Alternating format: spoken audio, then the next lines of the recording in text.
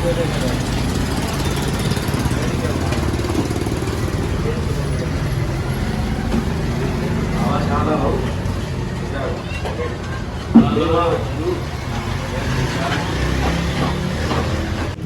चाय तो खणी आ छोकरा ब हाँ पी पी चाय पी आई थी अचे वठ अचे पी चाय फुल कप घुरायो आहे तुंहिंजे लाइ। हा साईं महिरबानी आहे तव्हांजी। वेठा होटल ते मां त हाणे आयुसि पंहिंजे हिसाब सां पीअण। पी पी चाय पी। कराची आयो आहे कंहिं कमकार न लॻो आहे अञा हफ़्तो ॾेढ थी वियो आहे तोखे। काॾूं था अचनि पठाण त ॾिसो बाजोड़ एजेंसी मां सवात मां मालाकंड डिवीजन मां अलाए किथां किथां अचनि था अची हिते कमाइनि था न असां कोई 2-2.5-3 हज़ार डेली था कमाइनि। अचण सां ई कम था लॻी था वञनि। ॿियो कुझु नथा कनि त स्पीकर जेको हूंदो आहे जंहिंमें चकमक लॻल हूंदो आहे उहो खणी घुमाईंदा था वतन लोह हुन में चिंबड़े थो उहो कढी करे विकिणनि था 500-600 रुपया डेली था कमाइनि। असां वारा छोकिरा रोल रुगो न ॻोठ में कुझु कनि न शहर में अची कुझु कनि। अरे कराची शहर तव्हांजो पंहिंजो आहे हिते अची कमायो को फ्रूट जी रेड़ी हणो को छोलनि जी रेड़ी हणो तॾहिं बि 200-300 रुपया कमायो डेली। आया हुन साईं कमाइण त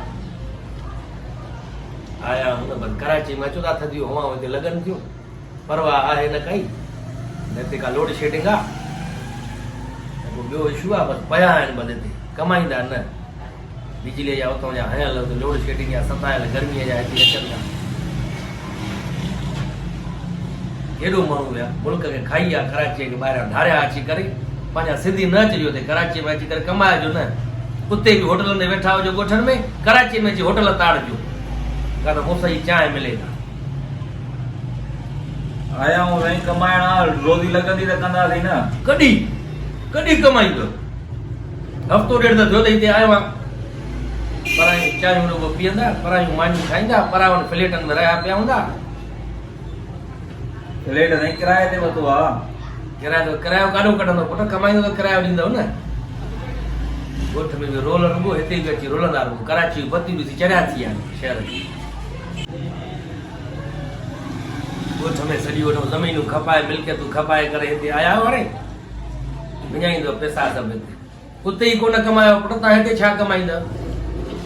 कमाईंदासीं साईं कमाईंदासीं कमाईंदासीं कमाल भाड़ी आया हूं त ज़रूरु कुझु कंदासीं न साईं। कॾहिं कंदे पुट कॾहिं कंदे शादी कंदे सुभाणे ॿार थींदई बचा थींदई केरु पालींदो हुननि खे असां पालींदासीं हुननि खे बि असां ख़र्चु पुॼाईंदासीं। कुझु सोचो कुझु पंहिंजे मुस्तक़बिल जो सोचो त छा थींदो तव्हांजो आख़िर जवानी वञे थी बर्बाद थींदी तव्हांजी।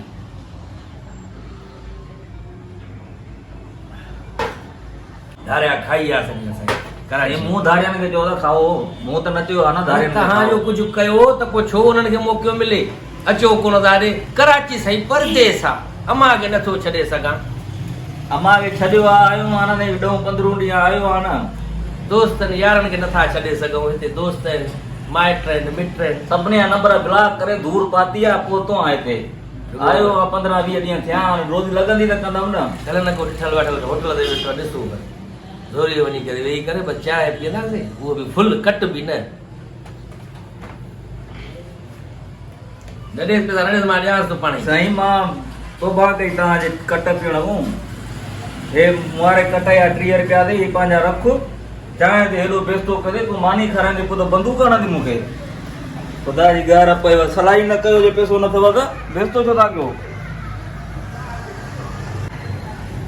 अजीब माण्हू आहिनि यार 30 रुपया ॾेई हले वियो मां जेको सवेर खां चांहि पराठो खाधो हुयो उनजा केरु ॾींदो हलो 30 त निकिता